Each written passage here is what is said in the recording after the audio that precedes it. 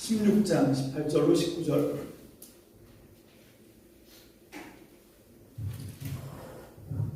마태복음 16장 18절로 19절. 오늘은 전부 개역 개정판으로 다 올려드렸습니다. 단톡방 그 말씀 선구가 있으니까 우리 함께 하나님 말씀을 한 목소리로 받들었습니다. 시작. 또 내가 내게 이르노니 너는 베드로라. 내가 이 반석 위에 내 교회를 세우리니 음부의 권세가 이기지 못하리라. 내가 천국 열쇠를 내게 주리니 내가 땅에서 무엇이든지 매면 하늘에서도 매일 것이요 내가 땅에서 무엇이든지 풀면 하늘에서도 풀리리라 하시고. 아멘. 바로 하나님의 말씀을 함께 나누도록 하겠습니다. 기독교 윤리 실천 연대라고 하는 그런 단체가 있습니다. NGO 단체인데요. 그 기윤실에서 2008년도부터 어떤 우리 기독교가 우리 전체 우리나라에 어떤 영향력을 끼치고 있는지에 대해서 여론조사를 계속 해오거든요. 2008년도부터. 근데 그 기윤실이 2020년도에 했던 그 여론조사 결과를 제가 봤습니다. 말씀을 준비하면서 그걸 봤는데 정말 참담하기 이를 데가 없더라고요. 이게 뭔가 하면 기독교라고 하는 종교가 우리 사회에 필요하다고 생각하는 사람들의 그 설문조사를 했습니다. 한 1000몇 명한테 무선유선 전화를 해서 이 의견을 물은 건데요. 여러분 어느 정도일 것 같습니까? 안 믿는 사람들이 기독교가 이 사회에 우리나라에 필요하다라고 얘기한 게 5%가 안 됩니다. 그러니까 95%가 되는 사람들이 기독교 이제 우리한테 필요 없다. 지금 그런 상황이에요. 근데 제가 더 끔찍한 건 뭔가 하면 교회를 다니는 사람들에게만 또 한 1000명 정도에게 물어봤습니다. 당신들은 교회가 이 땅에 필요하다고 생각하냐? 몇 프로가 나올 것 같습니까? 10% 조금 넘었습니다. 그러니까 교회 다니는 사람들조차도 교회가 쓸모없다, 필요 없다고 응답한 거예요. 물론 1000몇 명 되는 사람들이 다 그 좀 삐딱한 분들이 받았다 뭐 이렇게 얘기할 수도 있겠죠. 근데 지금 그런 실정입니다. 그러니까 교회 안 다니시는 분들은 4.7%인가가 교회가 그래도 필요하다 이렇게 긍정적으로 답하고 나머지 분들은 전부 교회가 필요 없다. 이게 95%의 의견입니다. 지금 교회가 이런 실정이 되고 있습니다. 근데 예수 믿는 사람들조차도 한 13% 좀 넘는 분들이 교회가 필요하다 이렇게 얘기하고 이런 교회라고 하면 이거 쓸모없다 이렇게 지금 얘기하고 있습니다. 물론 교회 자체를 부정하는 거라고 저는 보고 싶지 않습니다. 뭐냐면 정말 진리의 바로 선 교회, 성경이 말씀하고 있는 하나님이 꿈꾸시고 예수님이 당신의 생명 바쳐서 이 땅 가운데 세우시길 원했던 그런 교회로 빨리 좀 개혁하자, 좀 돌아가자, 그런 의견이라고 저는 받고 싶어요. 왜? 제가 목사니까. 근데 저를 더 참담하게 했던 건 이겁니다. 그러니까 뭔가 하면 당신이 기독교인입니까? 라고 하는 물음을 했는데 이걸 연령대별로 했더라고요. 그러니까 40대부터 시작해서 30대 이후에 40대부터 나머지 모든 연령대에게 질문했더니 22%가 자기를 크리스천이라고 그렇게 응답하신 분들이 22%입니다. 근데 30대 이하의 사람들에게 물었더니 3% 조금 넘어요. 지금 이런 실정입니다. 복음 들고 땅끝까지 선교 나가고 그럴 때가 아니에요. 여러분 지금 내 이웃에게 복음 전하다 그럴 때가 아닙니다. 내 자식부터 내가 책임져야 되는 거예요. 내 자식들에게도 지금 복음이 안 내려가고 있다. 그 얘기가 지금 나오고 있는 겁니다. 너무너무 참담해요. 너무너무 참담합니다. 이유가 뭡니까? 제가 볼 때 교회가 본질을 놓쳐서 그래요. 교회가 뭔지, 기독교가 뭔지, 성도가 뭔지, 그리고 우리 교회와 성도들이 해야 되는 일이 뭔지 그런 것들을 우리가 다 지금 망각하고 잃어버리고 살아가는 그런 상황이다라고 하는 것을 우리가 이 여론조사를 통해서 발견할 수 있게 됩니다. 지금 우리는 예수님이 오늘 종려주일이잖아요. 저는 지금 너무 급해서 이 종려주일 뭐 이런 거 절기 따라서 설교하고 그럴 여유가 없다고 생각합니다. 더 절박하게 우리 본질을 다시 회복해야 됩니다. 그거 회복하지 못하면 정말 교회를 다니는 사람들조차도 13%만 이 땅에 교회가 필요하다 그렇게 얘기할 정도니까 참담하잖아요. 빨리 우리가 잃어버렸던 그 본질, 우리가 놓쳐버렸던 그 진리를 빨리 회복해야 된다. 그런 절박한 마음이 있습니다. 그래서 오늘부터 시작하는 이 부흥의 본질과 회심, 이 강의를 어떻게 하려고 하냐면 오늘 이제 이렇게 오프닝을 하고요. 그 다음에 제가 지금 줌을 그 노트북을 이제 해서 그 카메라도 필요하고 이게 복잡하더라고요. 근데 지금 제가 못하는 건 뭔가 하면 그 이 단톡방 주소랑 줌 주소를 이렇게 보내서 거기에 참석하게, 회의에 참석하게 하는 뭐 이런 걸 제가 지금 서툴러요. 그래서 이번 우리 정명주 자매나 경승훈 형제님한테 도움을 얻어서 이걸 하는 대로 아마 이번 주 중부터 우리가 요거를 계속 해 나갈 생각입니다. 줌으로도 하고 유튜브로도 해서 자료도 좀 남기고 해서 이것들을 단톡방에다 올려놓고 진짜예요. 이게 정말 하나님께서 꿈꾸시는 교회라고 믿습니다. 뭐냐면 에베소서 1장 22절로 23절 다 함께 읽습니다. 이게 에베소서가 교회론에 대한 말씀이잖아요. 마지막 바울이 서신들 중에서 거의 마지막 단계에서 로마에 오게 이제 갇혀서 네로에 의해서 희생당하기 직전에 단두대 이제 칼날에 목이 떨려져 나가는데 그 직전에 썼던 편지가 에베소서입니다. 사역의 정말 총체다라고 얘기할 수 있는 그런 건데 우리 다 함께 그게 본질 그 에베소서의 핵심 절구가 이 에베소서 1장 23절입니다. 22절부터 함께 읽어봅니다. 시작. 또 만물을 그의 발 아래에 복종하게 하시고 그를 만물 위의 교회의 머리로 삼으셨느니라. 교회는 그의 몸이니 만물 안에서 만물을 충만하게 하시는 이의 충만함이니라. 여러분 하나님이 왜 이 땅 가운데 교회를 의도하셨다고요? 왜 예수님이 이 땅 가운데 교회가 세워지기를 꿈꾸셨다고요? 만물을 충만하게 하기 위해서랍니다. 근데 지금 어떻습니까? 지금 있는 교회들이 만물을 충만하게 하나요? 숫자가 모자라서 돈이 없어서 인력이 부족해서 천만의 말씀입니다. 10,000명, 10만 명, 100만 명이 모인다고 만물을 충만케 합니까? 안 됩니다. 제가 어렸을 때 소시적에 그 강원도 깡촌에서 살다 보니까 맨 밟히는 게 발에 차인 게 돌이거든요. 우리들은 어렸을 때부터 싸울 때 돌멩이 던지면서 싸웠습니다. 그래서 싸우고 나면 꼭 대가리 다 터지고 저도 머리가 엄청 많이 터졌었는데 돌팔매질 많이 하고 딱지치기 겨울에 방 내내 딱지치기 비료 부대에다가 이렇게 담아가지고 하다가 팔이 빠졌어요. 어느 날 아침에 밥을 먹는데 분명히 밥 숟가락을 떴는데 얘가 입으로 안 들어오는 거예요. 이게 웬일이지? 아무리 기다려도 안 오는 거예요. 그걸 봤더니 상에 이렇게 팔이 붙어 있더라고요. 내 마음은 이걸 숟가락을 이렇게 입에다 넣어야 되는데 이게 왜 안 됩니까?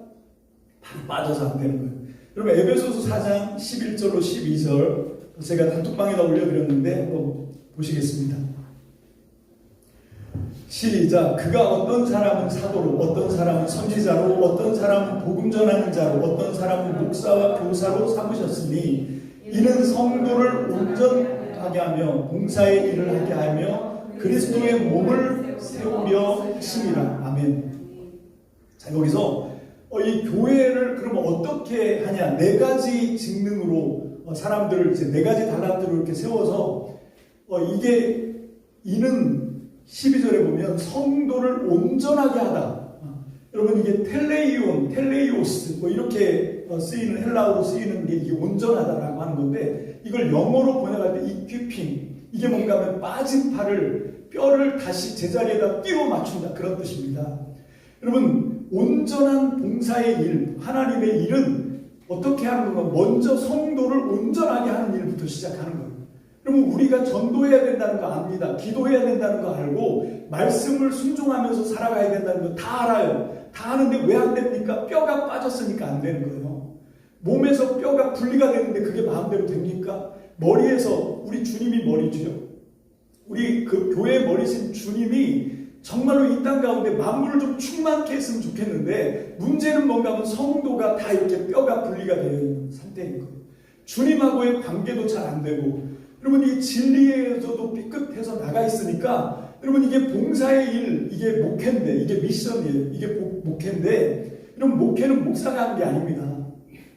여기서 성도라고 되어 있는 이 말을 오늘날 개신교들이 어떤 식으로 자꾸 해석을 하냐면 평신도라고 생각을 하는 거죠. 평신도. 여러분 이 평신도라고 하는 말은 되게 나쁜 말입니다. 왜 나쁜 말이냐면 우리가 개신교거든요. 이게 개혁했다. 종교개혁 이후에 종교개혁의 전통을 따라서 나온 교회가 개혁교회입니다. 개혁한 교회, 개교회거든요. 그러면 구교회 이게 카톨릭입니다. 신교회 이게 이제 우리가 얘기하는 개신교회라고 얘기하는 우리 기독교인데, 여러분 카톨릭은 평신도라는 말을 써도 돼요. 왜? 거기는 사제가 있으니까. 근데 우리는 종교개혁할 때 1517년에 종교개혁할 때 마틴 루터가 전신자, 만인, 제사장이다 이러고 종교개혁한 거 아닙니까? 그렇게 해서 종교개혁을 했는데 왜 지금 또 사제와 평신도를 나누냐고요. 여러분 이게 문제라는 거지. 이거는 벌써 어떻게 된 건가 하면 중세교회로 다시 돌아가는 겁니다. 다시 이 사제, 여기 있는 목사를 그 리틀 교황을 만드는 거죠. 작은 교황 만들고 평신도 이렇게 하고 그런 식으로 목회하는 교회들이 얼마나 많은지 모릅니다. 이것부터가 벌써 이게 본질로부터 떨어져 나왔다, 뼈가 빠졌다, 어긋났다 그런 뜻인 거죠. 거기서 뭐가 될 리가 하나도 없는 거죠. 그래서 우리는 이 온전하게 한다, 이게 굉장히 중요합니다. 성도를 온전하게 하는 일부터 해야 되는 거지. 교회가 되려고 하면 그러면 도대체 어떤 걸로 온전하게 할 수 있는가? 오늘 그게 이 오프닝 시간에 우리가 함께 부흥의 본질이 뭐냐, 이걸 우리가 함께 살펴보기를 원하는 것입니다.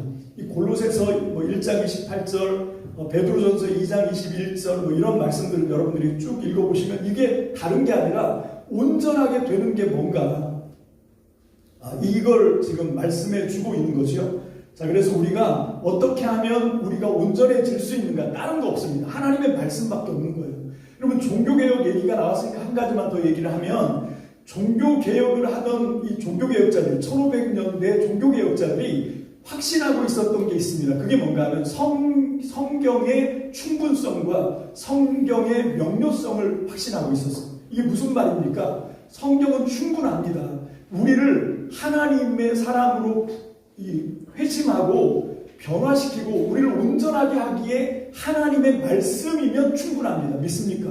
아멘. 그게 성경의 충분성이에요. 그 다음에 성경의 명료성이 뭔가 하면 이 하나님의 말씀을 글자만 읽을 수 있으면, 성경 말씀을 읽으면 그 안에서 우리가 어떻게 살아야 되는지에 대한 모든 진리가 성경 안에 다 들어있다. 이게 성경의 명료성입니다. 마틴 루터는 소요리 문답을 썼고요. 그리고 존 칼빈은 기독교 강요라고 하는 책을 썼는데, 이게 뭔가 하면 성경을 어떻게 이해할 수 있는가를 도와주기 위해서 쓴 참고서 같은 겁니다. 그럼 그렇게 하면서 마틴 루터는 독일어로 성경을 번역하죠. 그게 나중에 이제 영어로 번역되고 우리 한글로까지 성경이 번역됐습니다. 이건 무슨 얘기입니까? 이 성경을 글자만 읽을 수 있어서 읽기만 해도 거기서 하나님의 진리를 누구든지 다 알아들을 수 있다, 그런 뜻인 거예요. 그래서 제가 설교를 하면서 설교 시간에 질문이 생기면 언제든지 질문하시라 라고 얘기한 게 뭔가 하면, 여러분이 성경 해석의 특권이 목사에게만 있는 게 아니기 때문에 그렇습니다.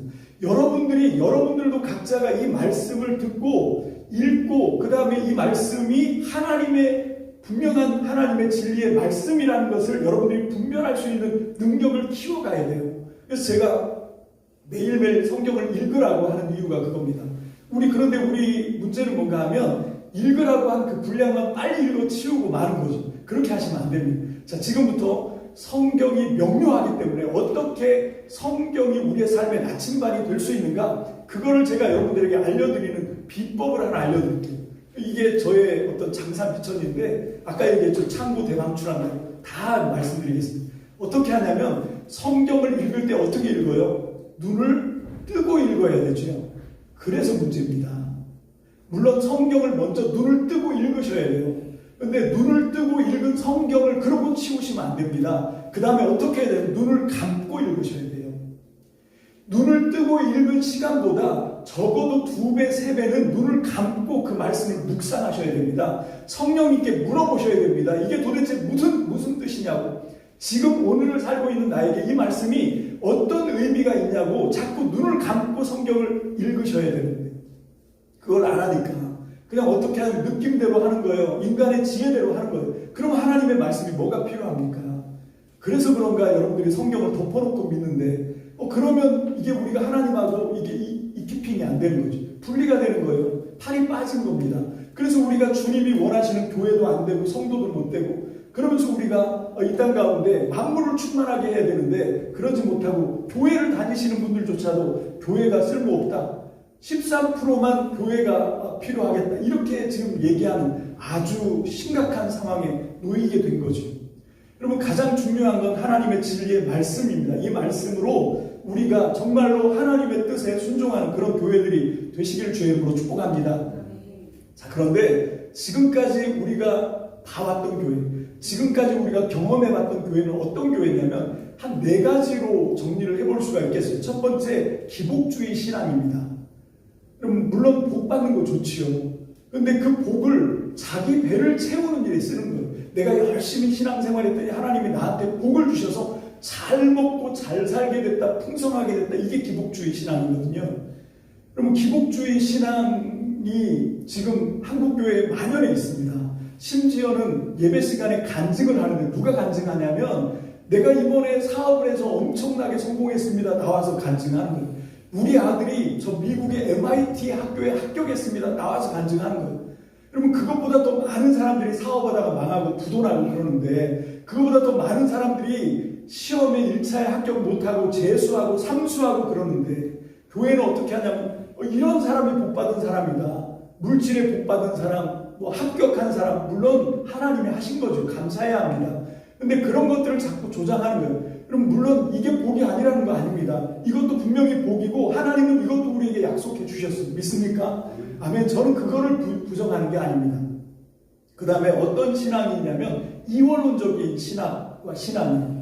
무슨 얘기인가? 분명히 이원론이 있습니다. 선도 있고 악도 있고 그 다음에 성도 있고 속도 있고 이원론은 제가 인정해요. 근데 문제는 뭔가 하면 이원론적 신앙이 문제인 거예요. 그러니까 어떤 일 자체를 이건 거룩한 일, 이건 속된 일 이렇게 나누는 거죠. 저처럼 이렇게 목회하고 설교하고 이러면 이건 거룩한 일이고 세상에 나가서 돈을 벌거나 서비스를 하거나 이러면 속된 일이고 그런 거 아닙니다. 이게 이원론적인 거예요. 여러분 중요한 건 뭔가 하면 어떤 일이든 그걸 하나님이 나한테 맡겨주신 그런 하나님의 일이다 라고 생각하고 그런 마음을 먹고 그것을 거룩하게 해내려고 할 때 어떤 일이든 다 성직인 거예요.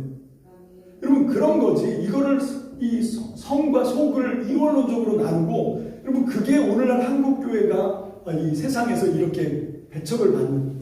여러분 아까 얘기했죠. 30대 이하 사람들은 4% 조금 넘는 사람들이 나는 기독교인이다라고 얘기한다고. 그 자녀들이 자기 부모들의 신앙 보니까 전부 이 가면 쓰고 사는 거예요. 교회에 와서만 거룩한 척하고 집에 가서는 완전히 민낯이 다 드러나니까 이런 신앙이면 난 못 받겠다.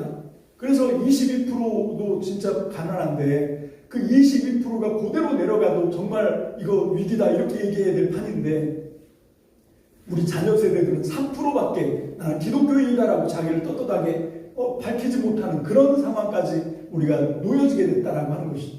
그게 문제가 뭔가 교회에서 말씀을 통해서 여러분 이게 잘못된 이원론적인 신앙을 자꾸 집어넣어준 거예요. 술 마시는 건 안 되고 그렇다고 제가 술 마시자 그런 건 아닙니다. 그런 식의 어떤 것들을 어떤 일들을 그게 중요한 게 아닌 거예요.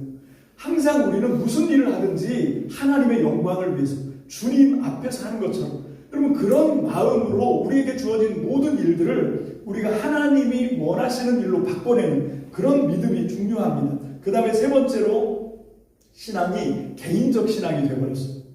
그냥 남이 어떻게 되든 말든 나 혼자만 잘하면 돼. 나 혼자만 복 받으면 되고 나 혼자만 믿음이 좋으면 되고 다른 사람은 어떻게 하든지 그런 것들은 신경 쓸 여력이 없는 거지. 나도 지금 내 코가 석자인데 나도 지금 부족한데 그러면서 나 혼자 개인적인 신앙 여러분 이런 것들이 막 된 거죠. 그래서 교회 와서 인사를 시키면 오늘 그거 안 했네 바빠서 교회에서 인사시키면 그때 가서 조금 아는 척하고 그 다음에는 서로 쌩까요. 아는 척을 안 해요. 여러분 교회에 와서도 그럽니다. 서로 막 알게 막 이렇게 하면 피곤해하고 사생활 이런 것들을 강조하고 그 다음에 교회가 어떻게 되면 교인 중심 사역입니다. 그러니까 교회에 나와 있는 교인들을 어떻게 하면 더 행복하게 해줄까? 어떻게 하면 더 편안하게 해줄까? 그 사람들의 어떤 그거에 맞춰서 예배당 의자 하나를 고를 때도 성도들이 안락하는 거 주차장을 설비하더라도 정말 성도들한테 편리한 거. 그러면서 전부 교회들이 어떻게 하냐면 교인 중심의 그런 사역으로 지금 가고 있습니다. 이렇게 하다 보니까 지금 이 세상에 이 사회에 기독교는 쓸모없다. 그게 이 처참한 성적표를 받게 된 겁니다. 95% 되는 사람들이 교회가 이제는 소용없다 이렇게 대답하게 된 거죠. 여러분 그 윌리엄 템플이라고 하는 그 성공회, 영국 성공회 주교가 그분은 1900년도 초반에 있었던 분입니다. 그분이 무슨 얘기를 하냐면 유일하게 교회만 집단 안에 있는 사람이 아니라 아직 이 집단에 들어오지 않은 사람들에게 맞춰져 있는 집단이 교회밖에 없다 이런 설교를 했었어요. 그렇습니다. 이제 우리 교회 사역은 어떻게 해야 되냐면 여기 나와 있는 교인들을 어떻게 하면 더 편리하고 안락하게 해줄까 보다도 어떻게 하면 정말로 복음을 아직 알아채지 못하고 믿지 못하는 사람들이 어떻게 하면 이 복음의 진리를 더 잘 받아들여서 회심하고 그리고 정착하고 양육되고 성장하고 그래서 하나님 나라를 이 땅에서부터 그 복을 맛보게 해줄까 거기에 눈을 돌려야 되는 거예요. 여러분 우리 얘기가 아니라 여기 지금 우리가 걸고 있는 몇 년째 지금 걸고 있는 찾을 때까지 찾지 않겠는 주님의 관심이 뭡니까? 우리 안에 있는 99마리 양이 아니에요. 잃어버린 양에게 주님의 시선도 맞춰져 있다는 겁니다. 여러분 이게 찾는 이 중심 사역이 돼야 되는 거죠. 교회가 이제는 개혁이 돼야 되는데 어떻게 돼야 되냐? 교인 중심에서 이제는 눈을 돌려서 교회 밖에 있는 우리가 아직 찾아내지 못한 그러나 반드시 찾아야 되는 찾는 이 중심으로 사역이 바뀌어야 됩니다. 두 번째로 아까 교인 이 개인적 신앙이라고 했는데 진실한 공동체로 이게 만들어져야 돼요. 여러분 제가 지금 말씀드린 것 다 예수님의 관심입니다. 여러분들 예수님 사랑합니까? 우리를 위해서 당신의 물과 피 다 쏟으시고 목숨까지 바쳤던 그 주님 사랑한다고 아까 우리 찬양하면서 기도하면서 정말 주님 사랑한다고 막 그렇게 뜨겁게 외쳤잖아요. 그럼 좋습니다. 주님을 사랑하는 방법이 뭡니까? 그렇게 찬양할 때 기도할 때 소리치는 겁니까? 막 그렇게 하면서 주님을 사랑한다고 하는 거예요? 아니 이렇게 얘기하죠. 주님을 닮는 거라고. 좋습니다. 어떻게 닮으실 건데? 착한 사람 되는 건가요? 너그러운 사람, 인격이 내면의 상처를 잘 처리하고 모든 사람을 다 받아들일 수 있는 포용적인 사람이고 여러분 성경을 읽어보십시오. 우리 아내가 한 말이 있습니다. 예수님에 대한 인상이 좋았는데 성경을 읽고 보니까 예수님이 까칠한 분이네 이렇게 성경을 읽기 전에 예수님 인상 너무 좋았는데 성경을 읽어보니까 이런 예수님이 이런 분이었나? 이렇게 까칠하고 막 동크썰에 장난 아닌 거죠. 여러분 근데 예수님이 왜 그렇게 하셨냐는 거예요. 왜 그렇게 하셨냐면 이게 공동체를 만들어내기 위해서 그런 거예요. 그러니까 뭔가 하면 한 사람 한 사람이 아니라 이 사람들이 함께 모여서 정말로 하나님이 꿈꾸시는 교회는 공동체입니다. 개인이 아무리 신앙이 발달이 됐어도 그 사람들이 무슨 선한 영향력을 미칠 수가 있어요. 몸을 형성해야 되는데 그 몸이 형성되려고 하면 어떻게 해야 되냐? 공동체가 돼야 되는데 그게 진실한 공동체를 만들어내야 되는 거죠. 그게 교회입니다. 여러분 나 혼자만 진리를 다 터득하고 나 혼자만 하나님을 다 알게 되고 그럴 수도 없어요. 진실한 공동체가 아니면 신앙 성장은 멈춥니다. 진실한 공동체 이게 그 개인적 신앙을 대체할 수 있는 여러분 이 대안이 뭔가 하면 진실한 공동체로 바뀌어야 돼요. 그래서 어떻게 되냐면 우리는 이 네 가지를 잘 하셔야 됩니다. 첫 번째 뭘 해야 되냐? 아까 찾는 이 중심 사역이라고 그랬잖아요. 누구를 만나든지 하나님 나라 복음, 십자가의 복음으로 전도해서 회심을 시킬 수 있어야 됩니다. 그게 뭔가 하면 물에 빠져 죽어가는 사람이 있는 거예요. 이 사람은 죽어봤자 그냥 한 100년밖에 못 사는, 100년도 채 못 사는 육신의 생명 잃어버린 겁니다. 근데 그것도 귀하잖아요. 그죠? 그래서 내가 수영을 좀 잘하고 거기다가 그 물에 빠진 사람을 구해내는 거랑 수영 잘하는 거랑 또 다른 문제입니다. 수영 잘해도 덥석 가서 앞에 가면 같이 이렇게 엉겨붙으면요 같이 죽어요. 그래서 구조법이 따로 있습니다. 타이밍도 잘 봐야 되고 또 접근할 때도 앞으로 들어가면 절대로 안 됩니다. 뒤로 들어가야 돼요. 뒤로.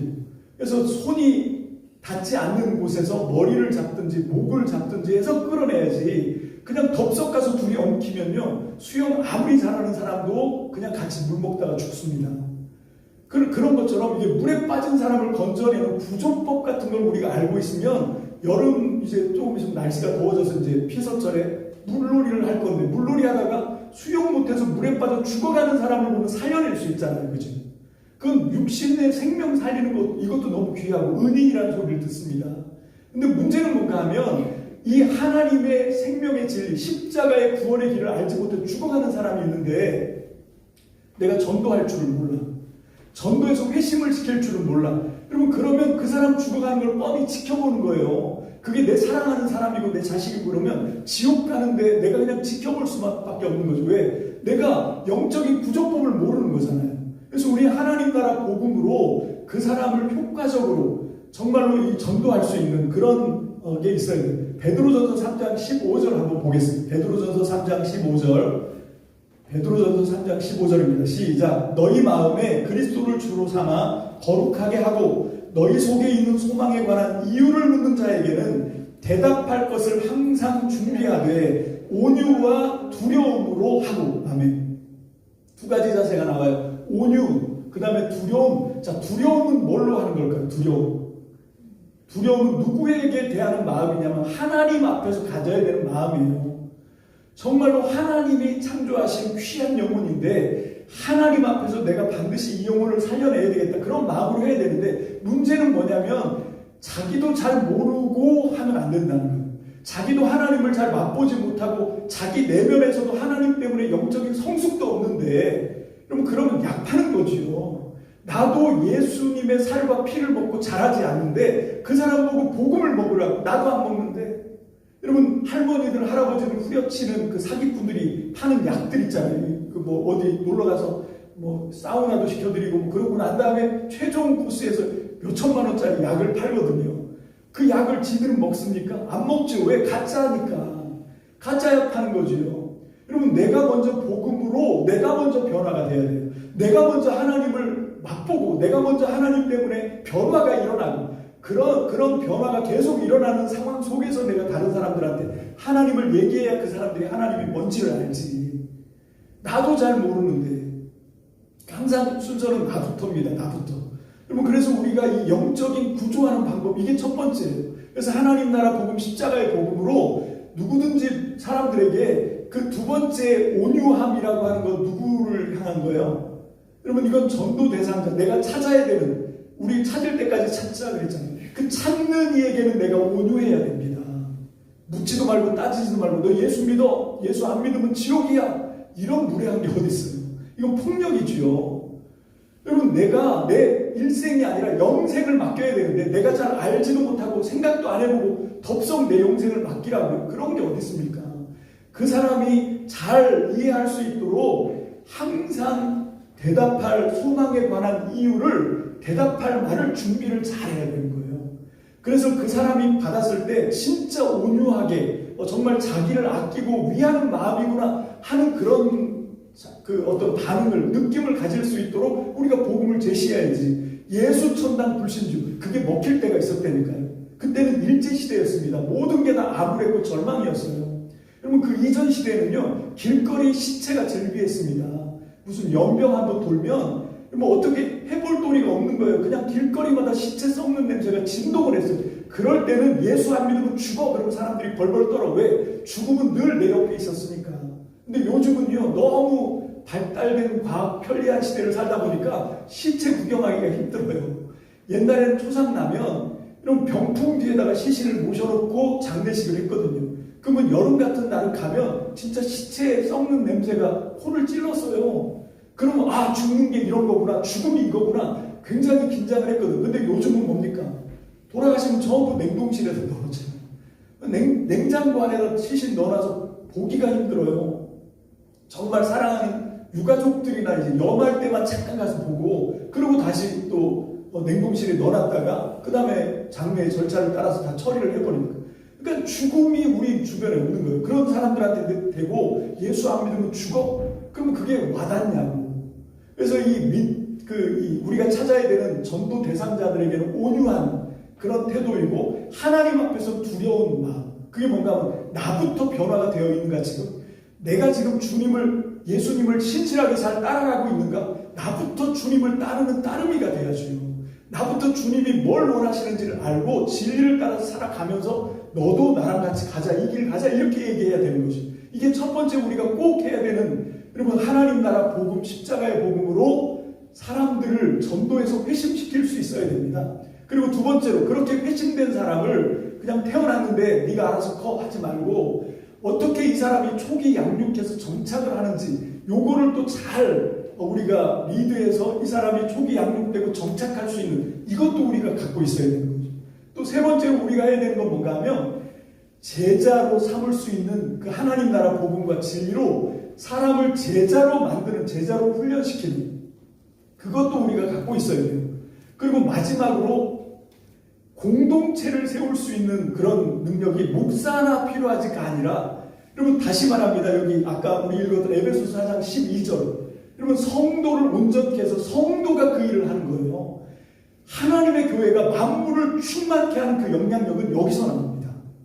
그럴 때 하나님의 교회가 두 사람이 들어가면 한 성이 뒤집어지는 거예요. 초대교회 역사는 그냥 저절로 되는 게 아닙니다. 이런 것들이 이 초대교회에서는 이루어졌었어요. 근데 어느 순간 우리가 신앙생활에 종교적인 어떤 허례허심만 남았지 진짜 중요한 이 네 가지를 다 놓쳐버린 거예요.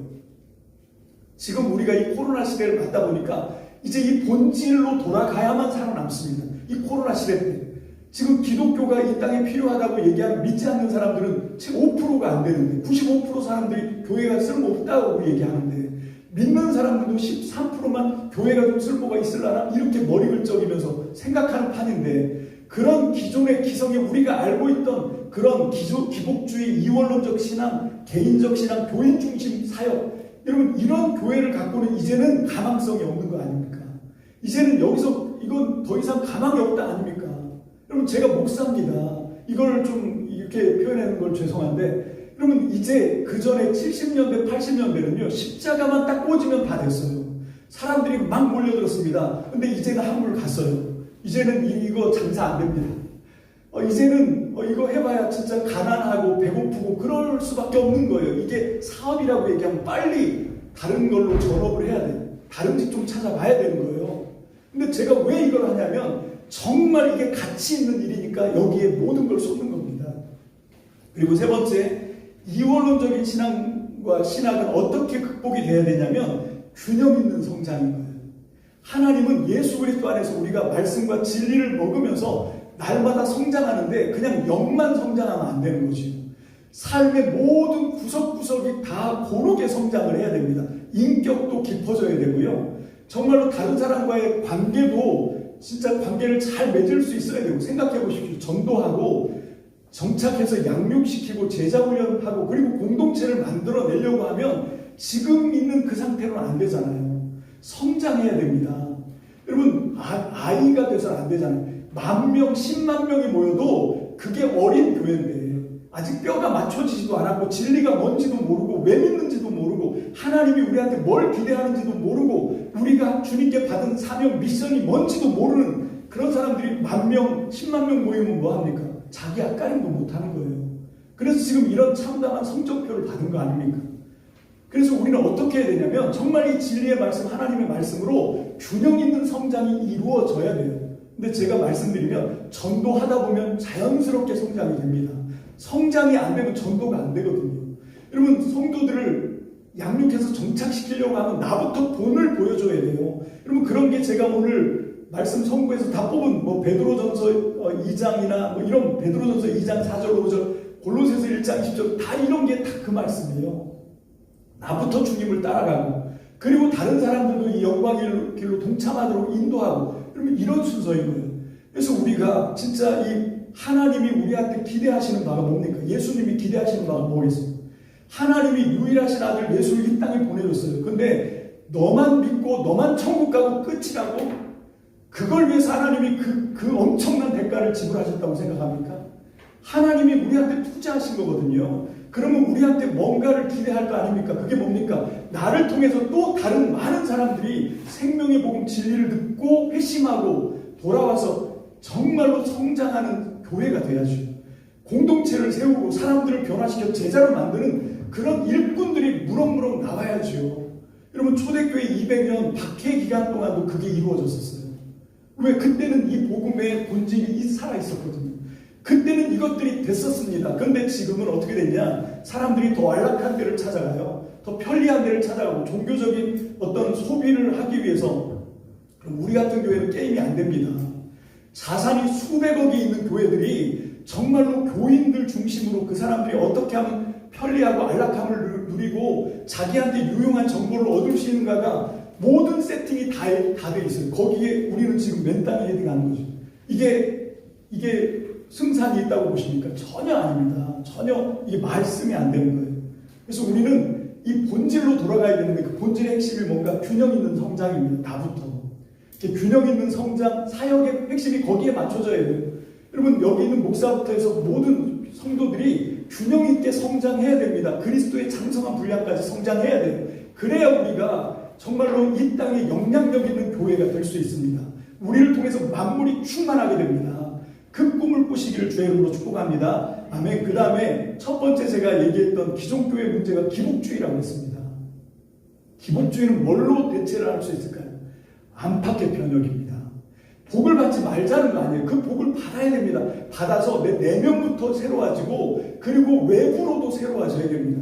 여러분 하나님이 주시는 그런 복이 있어야, 물질이 있어야, 사람들이 모여져야 우리가 외부도 변혁을 시킬 수 있는 거예요. 잘못된 부분들이 우리 주변에 얼마나 많습니까? 그게 우리들의 일거리거든요. 그런데 그걸 지금까지 교회들이 왜 못했냐? 사제주의 때문에 그렇습니다.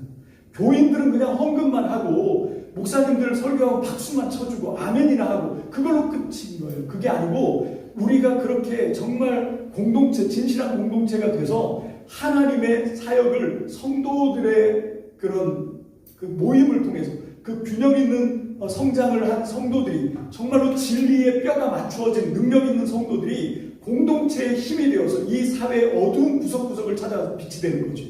썩어진 곳을 찾아가서 소금이 되는 거죠. 초대교회는 그게 있었습니다. 저는요 적어도 10명만 모여도 정말로 이 세상을 충만하게 하는 교회가 될 수 있다고 믿습니다.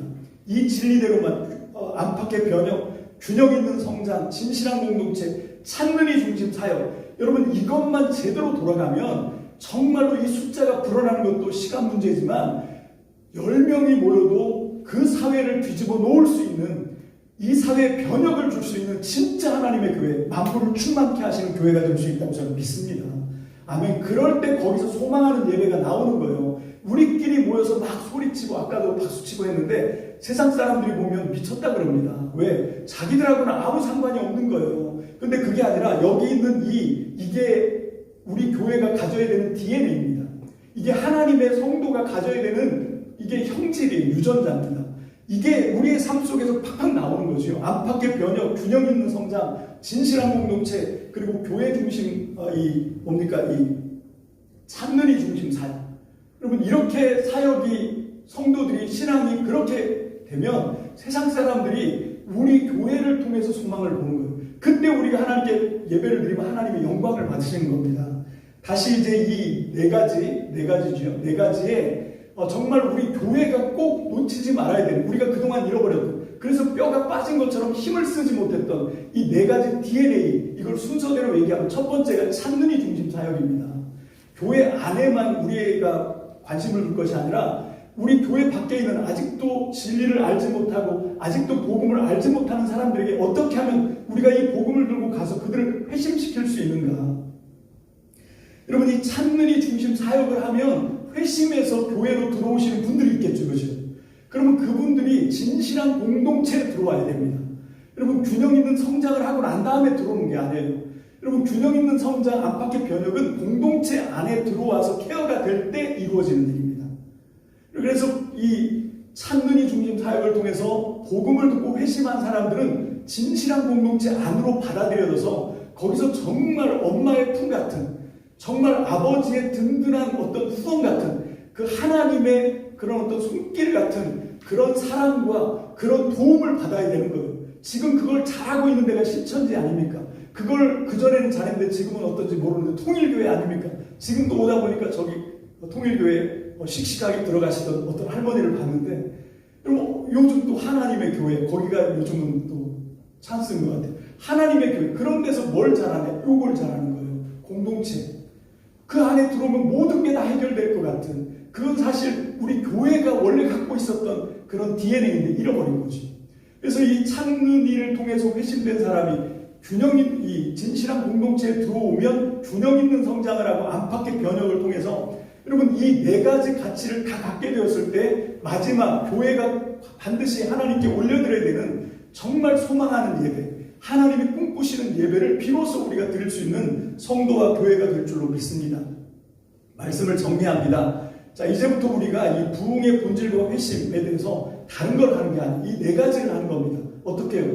어떻게 하면 하나님 나라의 복음을, 어떻게 하면 이 십자가의 생명의 구원의 복음을 이 시대를 살고 있는 사람들에게 우리가 효과적으로 잘 전도를 해서 그 사람들을 회심시킬 수 있는가? 회심이 부흥의 본질입니다. 숫자 많아지는 거 아니에요. 많이 모여서 무슨 기적이 일어나고 병 고침이 일어나고 죽은 사람 살아나고 그게 부흥의 본질이 아닙니다. 부흥의 본질은 회심입니다. 거듭남이에요. 여러분 이게 있냐는 말이에요. 여러분 나는 정말 거듭난 사람인가 물어봐야 돼요. 나는 정말 거듭난 체험이 있는가 물어봐야 돼요. 그리고 이 복음으로 하나님 나라의 진리로 사람들을 회심시켜야 됩니다. 거듭남의 사역은 분명히 있습니다. 믿습니까? 아멘. 그렇게 해서 회심시키고 그 회심한 사람을 정착시키고 정착하고 양육된 사람을 제자 훈련시켜서 함께 주님이 꿈꾸시는 진실한 공동체가 되는, 이게 교회입니다. 이게 교회예요. 그런 교회가 이 세상을 흔들 수 있습니다. 이 세상의 소망이 될 수 있습니다. 이 세상의 모든 만물을 충만케 한다고 믿습니다. 저는 그런 교회를 꿈꿔요. 여러분 저는 비록 이 대단한 사역을 못하고 죽을 수도 있습니다. 그러나 분명히 믿습니다. 제가 이 복음의 진리를 뿌린 만큼 여러분 제때에 그것을 열매로 보지 못했지만 저는 어마어마한 걸 뿌리고 가는 거거든요. 여러분 저는 여러분들도 저와 똑같은 그런 삶의 목적을 갖게 되시길 주의 이름으로 축복합니다. 전 여러분들을 통해서 하나님 나라 복음의 씨앗이 여러분들에게만 머물고 끝나는 것이 아니라 여러분들을 통해서 민들레 홀씨처럼 여러분들을 통해서 그 하나님의 생명이 퍼져나가게 되시길 주님의 이름으로 축복합니다. 그걸 꿈꾸시길 주의 이름으로 축복합니다. 아멘. 그렇게 할 때 진짜 부흥의 본질은 여기 있는 거예요. 숫자가 아니라. 이 핵심을 내가 갖고 있는가? 이 전도와 정착과 그리고 제자 훈련과 공동체, 여러분 이 네 가지를 꿈꾸고 정말로 이것들을 이루어내는, 이제 앞으로 우리 교회의 핵심이 이 네 가지다. 찾는 이 중심 사역, 그리고 균형 있는 진실한 공동체, 균형 있는 성장, 안팎의 변형, 이걸 통해서 우리가 이 네 가지 단계 회심시키고 그리고 정착해서 양육하고 제자를 만들고 공동체를 만들고 이것들이 서로 잘 시줄과 날줄처럼 잘 짜일 때 여러분 정말 이 세상과 만물을 충만케 하는 교회가 출현될 줄로 믿습니다. 하나님의 부흥의 때가 올 줄로 믿습니다. 아멘. 이 함께 꾸시는 저와 여러분들 되시기를 주의 이름으로 축복합니다. 아멘. 우리 찬송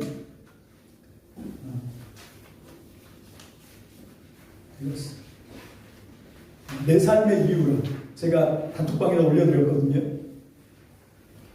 우리가 이 찬양을 통해서 정말 주님이 꿈꾸시는 그 꿈을 따라서 나도 주님 쫓아가기를 원합니다. 주님이 나의 소망입니다. 주님이 나의 전부입니다. 그런 신앙의 고백을 드리는 거거든요. 자, 우리가 진실하게 이 믿음의 찬양을 하나님께 드리고 축도로 예배를 드리도록 하겠습니다. 기도하고 축도하시겠습니다. 내 삶의 이유라.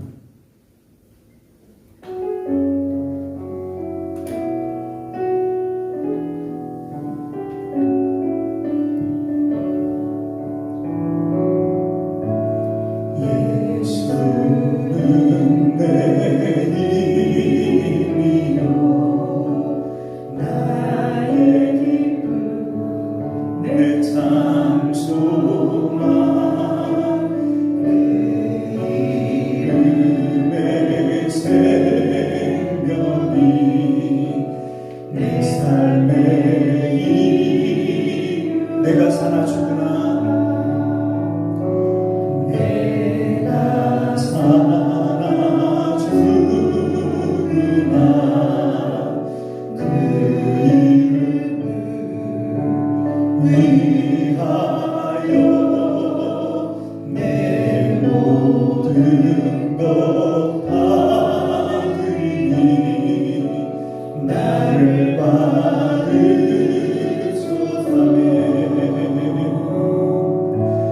오직 주만 따라갑니다.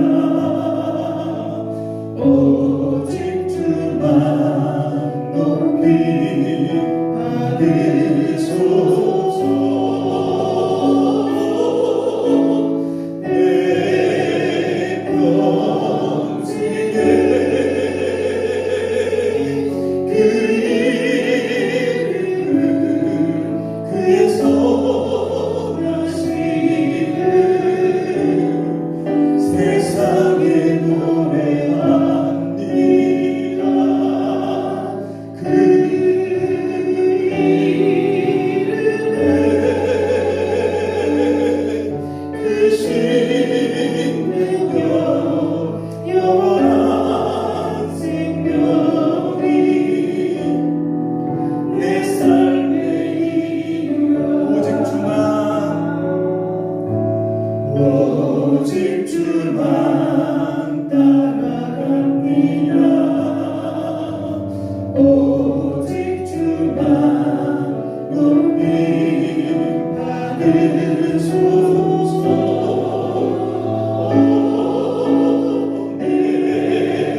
내 평생에 그 이름을 그의 선하심을 세상에 노래합니다. 그 이름에 그 신능력 영원한 생명이 내 삶의 이유라.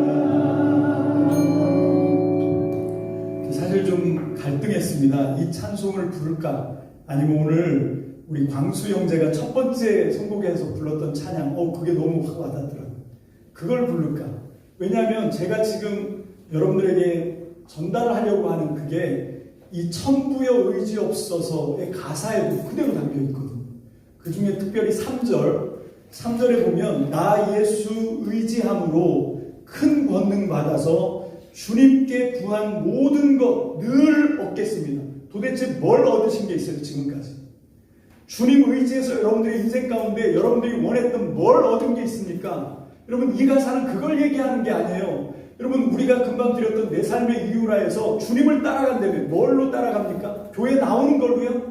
예수님이 보시면서 교회 왔다 갔다 하는 걸 너 지금 나 따라오고 있구나 그렇게 인정하실까요? 아닙니다. 뭐가 주님 따라가는 겁니까? 이 네 가지요. 전도해서 회심시키고 양육해서 정착시키고 제자 만들고 그래서 정말 주님이 꿈꾸시는 예수가 머리인 공동체가 되는 것, 진실한 하나님의 공동체를 만들어내는 것, 그거 하면서 주님 따라간다고 얘기를 해야지. 그런 건 전혀 안 하고 그런 건 전혀 관심도 없고 그냥 세상 삶에 코가 푹푹 빠져 있으면서 그러면서 주님 따라간다고 목소리만 외치면 주님이요 무섭다 그래요. 그건 주님을 따르는 게 아니거든요. 여러분 내가 주님께 큰 권능 받아서 주님께 구한 모든 것 다 얻겠습니다. 그게 뭡니까? 주님이 우리한테 원하신 것 네 가지요. 정말로 이 땅에서 하나님의 교회가 이 세상의 모든 사람들을 믿는 사람이든 믿지 않는 사람이든 모든 사람들을 만물을 충만케 하시는 그런 교회가 되는 것. 그게 주님이 우리가 얻기를 원하는 그겁니다. 그럼 그걸 얻으셔야 돼요. 그걸 얻으면 나머지 건 보너스로 주신다고. 그 모든 것 다 준다. 먼저 그의 나라와 그의 의를 구하라. 그의 나라와 그의 의가 바로 이겁니다. 오늘 주셨던 말씀 꼭 마음에 새기시고 이대로 주님을 따라가는 주님이 구하는 우리에게 구할 수 있도록 주신 모든 것 내가 원하는 것 다 얻어내시기를 그런 성도가 되시고 그런 교회가 되시기를 주님의 이름으로 축복합니다. 기도합시다. 할렐루야. 주님 감사합니다. 오늘 주신 말씀이 사람의 생각으로 만들어낸 말이 아니고 정말로 하나님의 말씀이 오늘 시간 특별히 2021년 이제 종료주의를 맞고 이제 이번 주 금요일이면 십자가에서 피 흘리시고 살이 찢기실 예수님의 생명의 진액이 바로 오늘 이 말씀인 것을 우리가 믿습니다. 하나님 그대로 마음에 새기고 하나님 그런 삶으로 변화될 수 있도록 주님 먼저 우리를 온전케 하여 주시옵소서. 먼저 우리가 주님과 교제함으로 주님을 맛보기 원합니다. 먼저 우리가 주님의 은혜 가운데 성장되기를 원합니다. 주님 이 축복과 은혜를 주셔서 우리가 주님이 꿈꾸시는 바로 그 교회, 주님이 원하시는 바로 그 공동체로, 그 성도로 하나님 만물을 충만케 하는 교회로 성장하고 세워져 나가고 사역할 수 있기를 주님의 이름으로 간구합니다. 주님 도와주시옵소서. 할렐루야. 이제는 우리 주 예수 그리스도의 은혜와 하나님 아버지 무한하신 사랑하심과 성령의 감화 감동 축복하시고 교통하시는 능력의 역사가 오늘 시간 우리에게 주신 귀한 진리의 말씀대로 하나님의 뜻에 온전히 순종하기를 결단하는 우리 사랑하는 참미교회 모든 성도들 머리 위에 아버지 비대면 영상으로도 예배를 드리는 모든 이들의 머리 위에 저들의 가정과 사업 위에 그리고 저들을 통하여 이루어질 위대한 하나님 나라의 소망 위에 이제로부터 영원토록 함께 있을지어다. 아멘.